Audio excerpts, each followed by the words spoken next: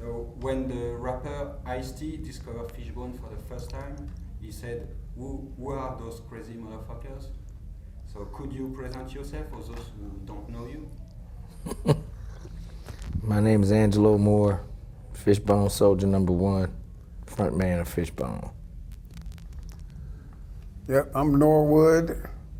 I play bass in Fishbone. I'm that crazy motherfucker that Ice-T was talking about. And Angelo, France seems to be very special to you. You do many gigs here. You have released a DVD called Live in Bordeaux. You had a French label too in France. What about France? Well, that first one, that sounds like a release from Terra Terra. Yeah. Terra Terra did that release, Fishbone live DVD. Yes.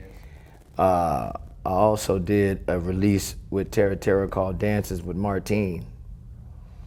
And I also came here and I did a solo project called the Mad Vibes Brass Band with Cirque Marche Debout. Yeah, and so I like France, man. Yes. So Yeah. you are very happy to be here tonight. Always happy to be here, always. Just like Louis Armstrong, just like Josephine Baker, just like Miles Davis, just like Fishbone. Yeah, just like Angelo. I like coming back here, man. It's where the music and the arts are priority #1. Mm-hmm. You play all kind of style, but ska seems to be the central theme of your music. Are you okay with that? Is ska the central theme anymore? I don't know. Is it the central theme anymore, man?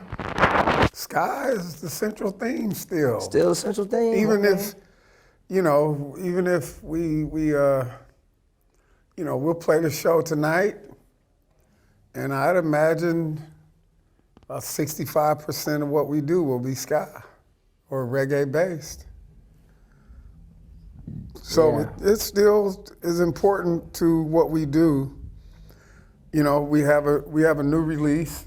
It may not be released here yet, but we actually will be selling download cards so that the people can access it on the internet.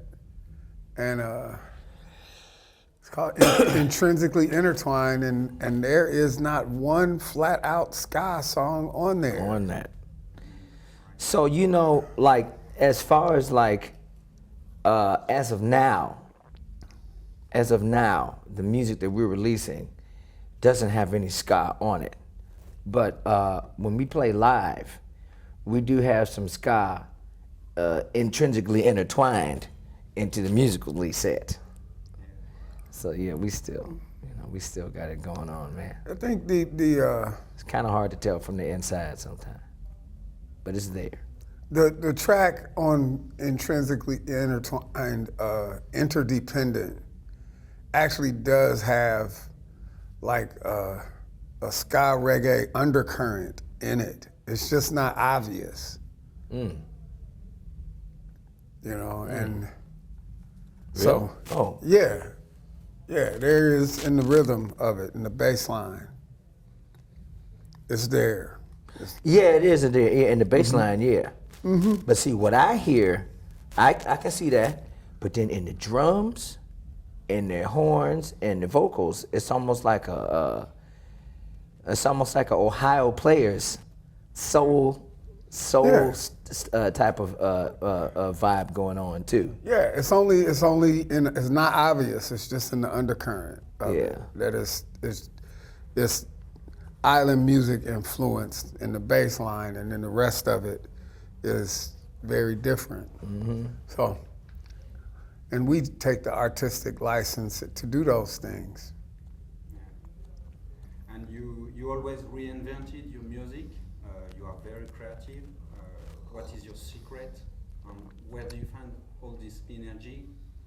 It's built into the fabric of what it means to be in Fishbone, is to attempt to explore, to find new territory, if not like something that no one on the planet has ever done, we at least maybe we'll find something that we've never done that makes it brand new for us. It's the attempt. We may not be successful in every attempt, but that's the spirit of Fishbone, is to break new ground. Musical scientist, man. You know, experimenting with different genres and vibes and, you know, lots of experimentation, man. Could you talk about the documentary Everyday Sunshine? Because we can see it in France. It's a Zone 1 DVD. And, Thank you, Franco. And it's very hard to find. He says Zone 1. Zone 1 DVD, we can only have it in the United States. Zone 1. Zone 1, yes. What do you mean, like a television station, you mean? Yes, only if we are... No, the actual DVD won't play here, Yeah. right? Here it's Zone 2. That's it. Oh, I got you. Oh. The zone is the coded, the could you DVDs. tell us about this documentary. What was the Well, it's a pretty good attempt, a good attempt at the representation of Fishbone and where we come from and where we are today, and where we might be going. You know, it talks about how we started from high school, junior high school, and the trials and tribulations of Fishbone. You know, it may not be exactly to the T how it happened, but it is very close. Yeah. I saw it. Oh, you saw it? Okay. Yeah, sure. I heard you play with Jane's Addiction in Las Vegas recently. How was it? Why do you play with them? Was it for a special event? Yeah, it's a really special event. We have a long history with Jane's Addiction, and Perry Farrell is in particular is, you know, he's an old friend, you know, and the whole band, you know, I don't know the bass player that well, but Dave Navarro and Steve Perkins, you know, they were 17-year-old kids when we first met them. And they was rehearsing in his mom's apartment living room. Actually, their first rehearsals, their first 2 rehearsals was at my mother's house. So, you know, we have a very fond history. I like thinking back to the times back in the 80s when we used to hang a lot. I remember going to Perry Farrell's house party. Yeah. One of the first time I took mushrooms is at Perry Farrell's house at his house party in Hollywood. You inspired a lot of bands, but what do you listen to? Who inspires you? That's a hard question. No, it's not that hard. It's just so many people is what it is. Yeah, we got very open ears to the worldwide tapestry of music. It's, you know, there's the classic things that we grew up on that you know we share in you know, a lot mostly Black American music is at the top, at the very top.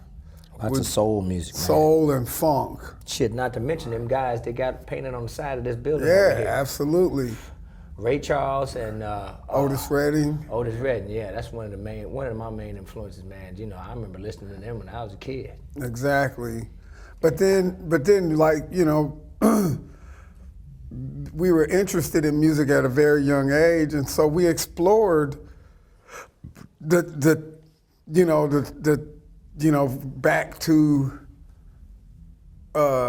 Duke Ellington and Cab Calloway and Bessie Smith and Bobby Blue Bland and B.B. King and things. Mighty Clouds of Joy, lots of gospel too.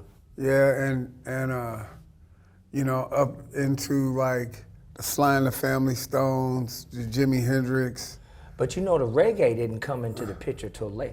I think the reggae didn't come into the picture probably like around like high school. Or maybe 79, 78 when we were first, maybe 80, 70, the yeah, 80s. 79, 80 when we first started playing a lot. And Probably like around the street scene, at least from my recollection. no, it was before then. Seems like the reggae really was in our face. Early 80s. It was about 80 when we started because they were playing. I didn't know a whole lot about reggae. Like, you know, Stevie Wonder had a song called "Boogie On Reggae Woman," and there was. That's funny because I didn't even consider that reggae song. Well, I kind of knew what he was talking about, but not really. You know, and I can't say that song led me to reggae, but it may have opened my ears to the possibility. I didn't even know he was saying reggae. I didn't even know he was saying "Boogie On Reggae Woman." Now I know, but back then I just thought he was saying "Boogie On Hey Woman." Right. That's what I thought he was saying. But the first reggae song I remember hearing that I thought was actual reggae was "We Be Jamming to the Break of Dawn."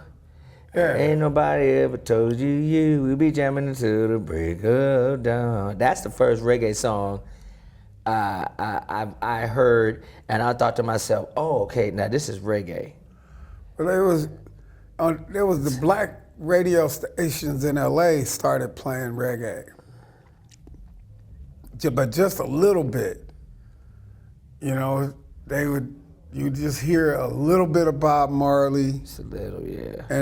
And it was more like, what's that sound? Mm-hmm. I didn't know exactly. I could maybe surmise that it was reggae, but it was like not conscious. That was just very different than everything else they were playing. It was interesting, and I remember the people. I lived in an apartment building, and the people in the apartment building going like, "Wow, did you hear that?" You know, and there was Jamaicans and people from like Belize that lived in my neighborhood as well. So there was some relationship to it, but not really. So it was like, there was some Bob Marley on the radio. There was Stevie Wonder was doing. Kind of dabbling into it. You know, doing his version of reggae. Yeah. There was Third World. Mm-hmm. That really kind of hit in Los Angeles. Mm-hmm. Now That We Found Love. Mm-hmm. Yeah, that was reggae. Right? The Third World hit, and there were people that had that album, and then that kind of opened it up a little bit more. And then, like, Still Pulse. Still Pulse was like actual, like deep reggae. Was my first introduction to deep reggae. Was Still Pulse. And then Black Uhuru. Black Uhuru, right. Still Pulse, a few months ago, they played. Yeah. Yeah. So that was really like, there was Still Pulse and then Black Uhuru, and like that's all happened one by one on black radio in Los Angeles. Stevie Wonder owned a radio station. The call letters were KJLH. And he used that radio station and his influence to actually impact reggae hitting LA. So that's when you could hear all of those bands on his station. And then, like, because we were starting to play music, so we began to explore together, right? So the first thing that we were doing was trying to play this reggae sound. We wrote things that we thought sounded like reggae. And then we started speeding that stuff up. And so I thought that we invented something. But then we found out, actually Walt knew. Walt knew about the English ska invasion, the Selectors, Bad Manners, and Madness, and the Specials, and all of that. Yeah. And Dance Craze with the movie. Yeah, so Walt brought, when I was really thinking that we had invented something new, Walt, about 2-3 days later, tops, he brought the English beat and the selector, and was like, "This is ska."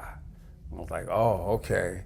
And then we just dove in. Then we started seeking out that ska, and the whole band went to go see Dance Craze. Mm-hmm. And first there was Rocky Horror Picture Show, and then we saw Dance Craze, and then Rocky Horror, and then Dance Craze was happening, and then the decline of Western civilization. that's when all the punk rock shit came into the picture. Right, but it was actually even I think before then. Then you brought the Bad Brain stuff. Yeah, the Bad Brain. Before we actually saw the decline of Western civilization. Yeah. And could you talk about us about your last release, your 5-song EP? Could you talk about that? Yeah. You said the last EP. The current. No, the one we got out The now. new one, sorry. Intrinsically Intertwined. Yes. And what you want to know about it? Could you talk about the IP on say something about this new release? Yeah, it's just some songs that we had that we were saving to put out. Yeah, it was we